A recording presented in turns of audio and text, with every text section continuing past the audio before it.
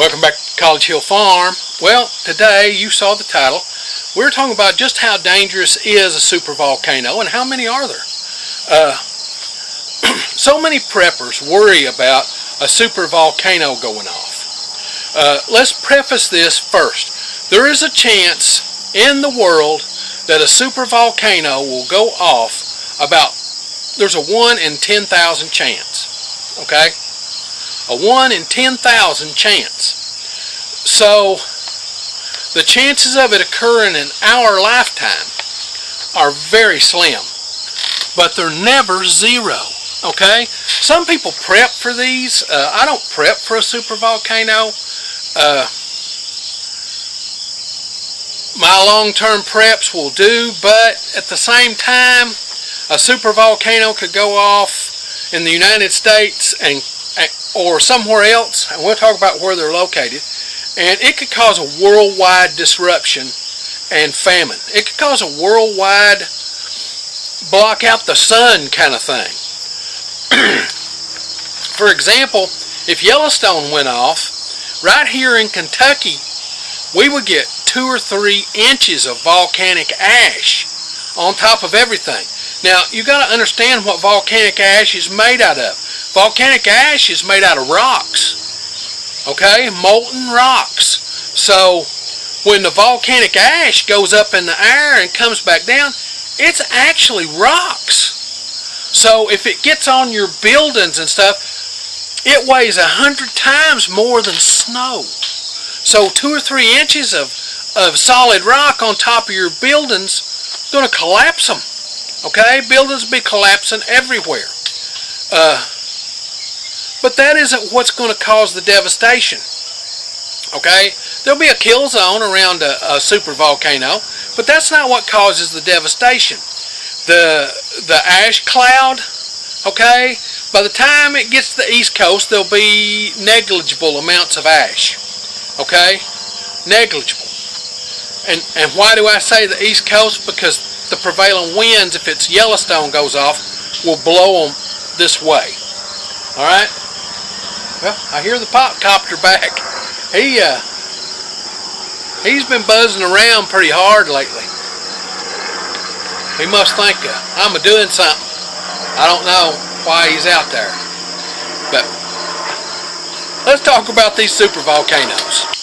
Now, how do we decide what a supervolcano is? A supervolcano has a certain eruption level, and we don't base it on what it could be now because we don't know what their eruption level could be now. We base it on eruptions that have occurred in the past, and we can see the results of eruptions that have occurred thousands of years ago. Okay, we can see that around the calderas and stuff, and the size of the caldera, and we can figure out how far the ash went. All right, there's a lot of tools that we can use to determine that stuff. So we do volcanoes based on something called a volcanic explosive index, VEI, and it goes up. It's like tornadoes, 1 through 8. Okay, 1 through 8. A supervolcano has to have a VEI of 8. Okay? A VEI of 8 means that they can eject over 1,000 cubic kilometers of material. 1,000 cubic kilometers. Let's think about that in miles. That's 240 cubic miles. Or in other words, 12 miles wide and 12 miles deep can be thrown out of that volcano. Wow. Imagine how much explosive power has to be there.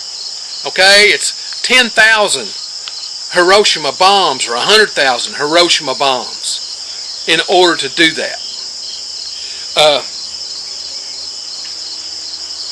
And that has to be in a single eruption. And we have identified like 1, 2, 3, 4, 5, 6, 7, 8, 9. We've identified 9 volcanoes that have done that in the past. Okay, the first one that we think about is Yellowstone. Yellowstone is a supervolcano. It last erupted about 640,000 years ago. Okay? So, it's due any time for an eruption. But as the magma moves under it, it can move over.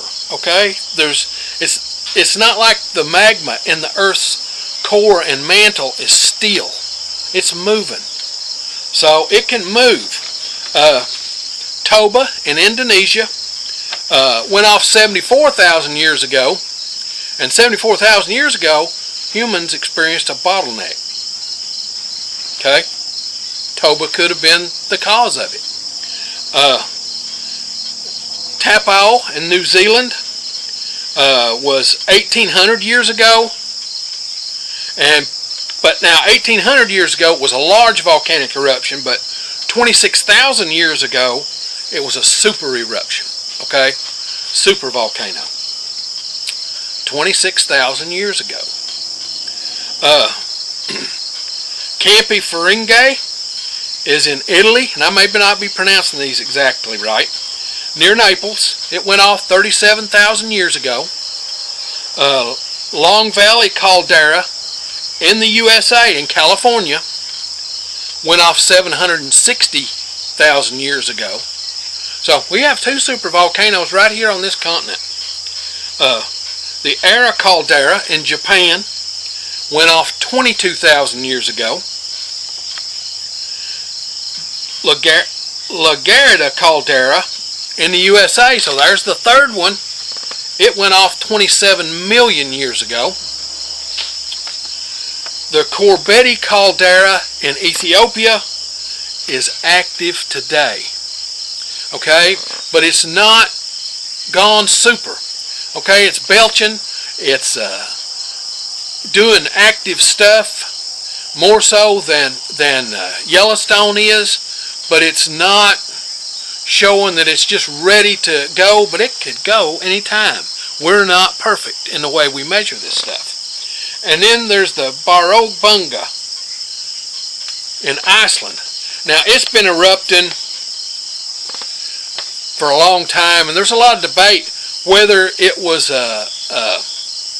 it has an explosivity index of 8. There's a lot of debate about that because the size of Iceland, you can't tell how much material might have been ejected way back when it erupted. Okay? Because of the size of Iceland, you just can't tell that.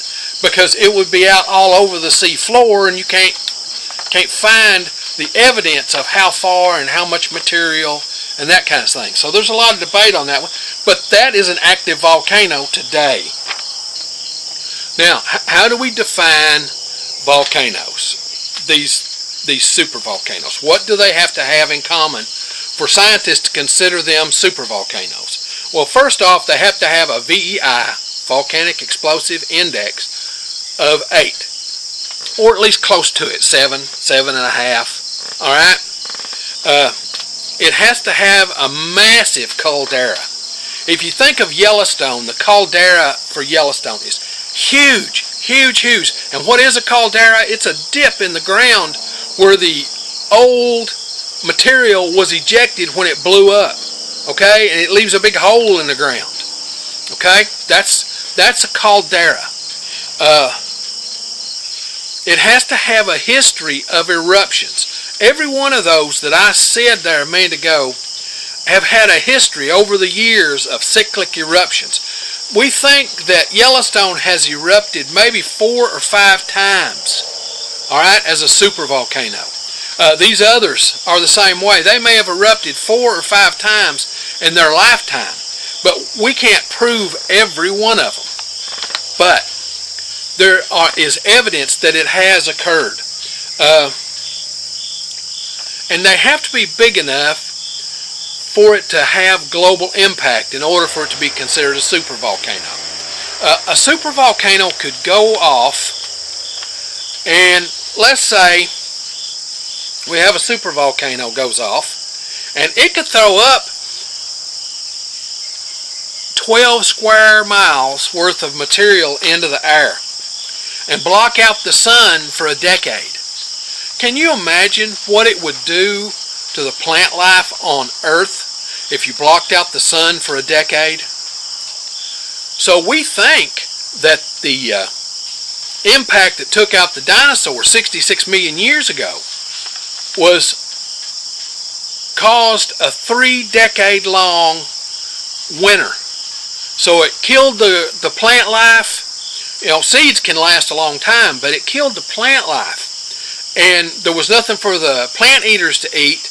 And then when the plant eaters died off, the meat eaters died off.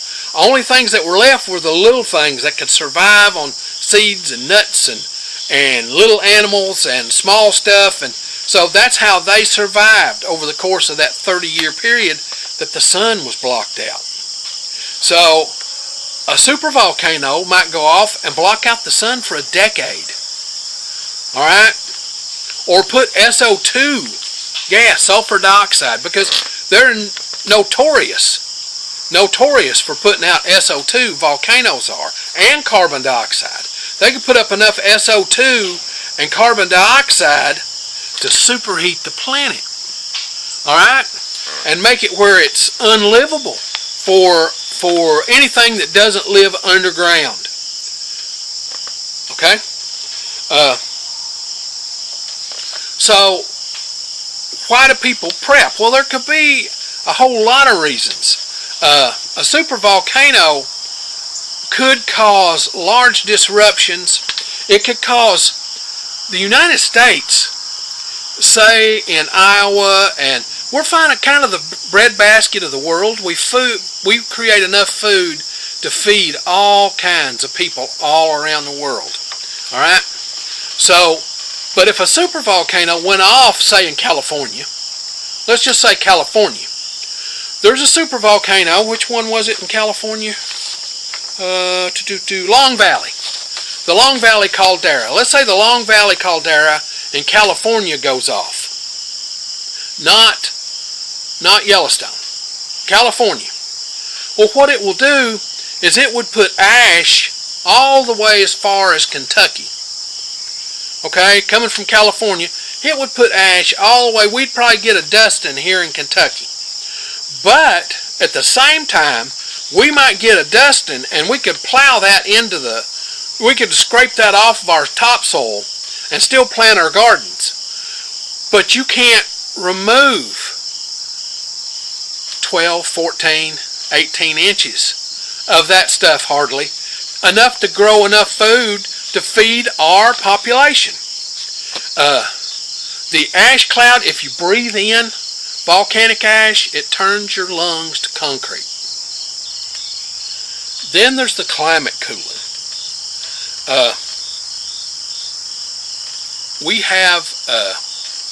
We're heating up. It could cool our climate, all right, and might cause a global winter. Okay, I think it was Pinatubo went off, and they had the year without a summer, 1816, I think, and it caused crops to fail that year, and famine, and all kinds of problems. And that was not even a supervolcano. Okay, that was not even a supervolcano, but it caused a global shift. A supervolcano would cause all kinds of climate disruptions. A volcano, the little particles are like glass. So, like I said a minute ago, if you breathe it in, it tears your lungs all to pieces.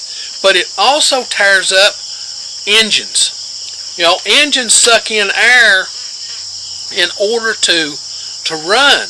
So, if you've not got a small enough or a successful enough filter on your engine, then it will suck those little particles in, and in no time that engine will be sandblasted to where it won't run anymore. Okay, could happen to, that's why airplanes, if there's a volcanic eruption, they totally avoid that. Okay, you can see all the time where they stop air travel anywhere there's a volcano going on, because if that ash gets inside the rotors of a jet, it just eats them up.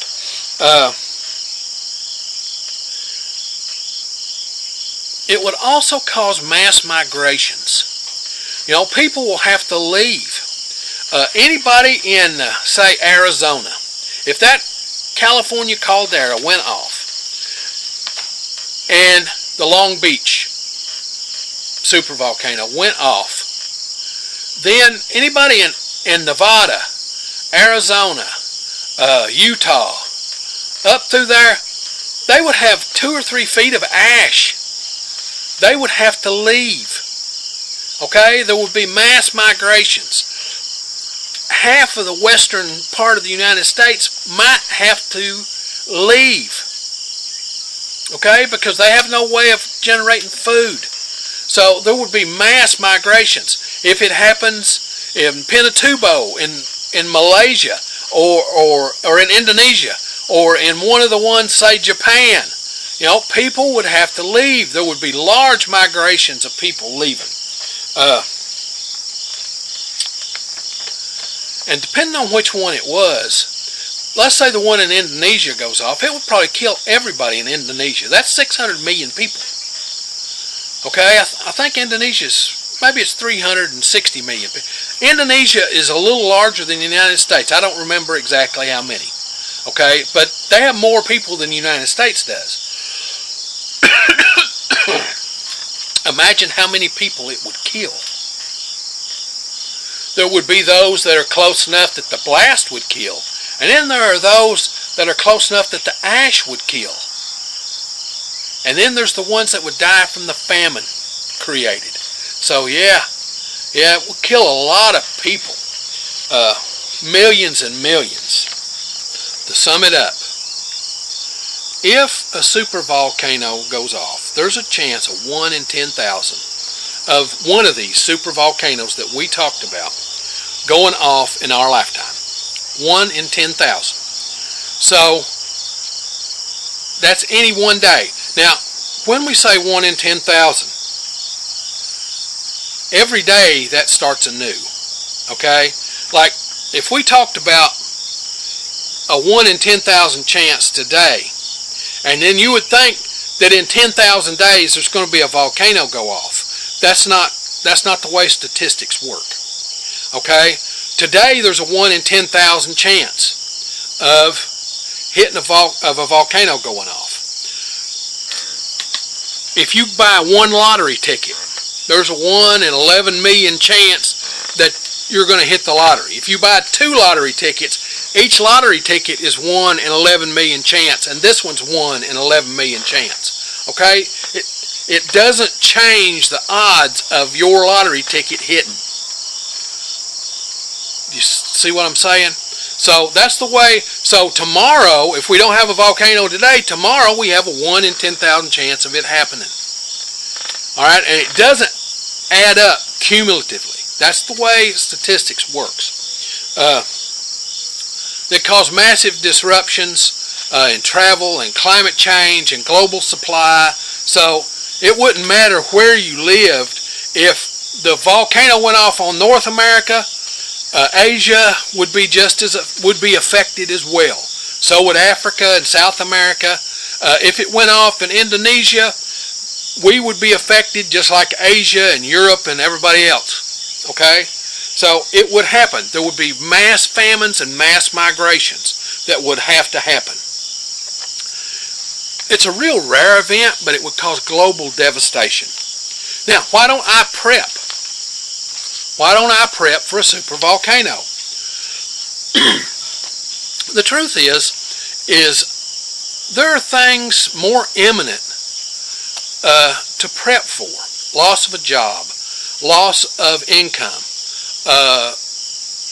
loss of health emergency. There are a whole lot of things, lots and lots and lots of things that you can prep for that would work for these large happenings. Okay? Can you survive a 10-year unable to grow crops? I don't know. If we had that, the electricity would probably go off. If we had a decades-long cover where the sun didn't shine, we'd have a hard time feeding ourselves, feeding the planet. Wars would erupt everywhere for resources. All right? Wars would erupt everywhere. People would be migrating. There would be all kinds of stuff. So, prepping for that is just more than you could actually prep for. So you're better off to prep for the more common everyday occurrences, and that will get you partially ready for these others, but you're never going to be 100% ready for a complete global catastrophe. All right, an asteroid impact or a volcanic supervolcano and that kind of thing. So now, if you like this stuff, this homesteading, prepping, do-it-yourself kind of lifestyle, be certain to come on out to the channel and subscribe. We do this homesteading stuff every week, sometimes 1, sometimes 5 videos. Just depends on what's going on in the homestead that week. Now, if you hit the little bell, it'll be right up here. It'll notify you when we upload a video. We upload on Sundays, Tuesdays, and Thursdays, with the occasional short on Friday, Saturday, and through the week. So now, time for me to get on to the next thing. I love you all.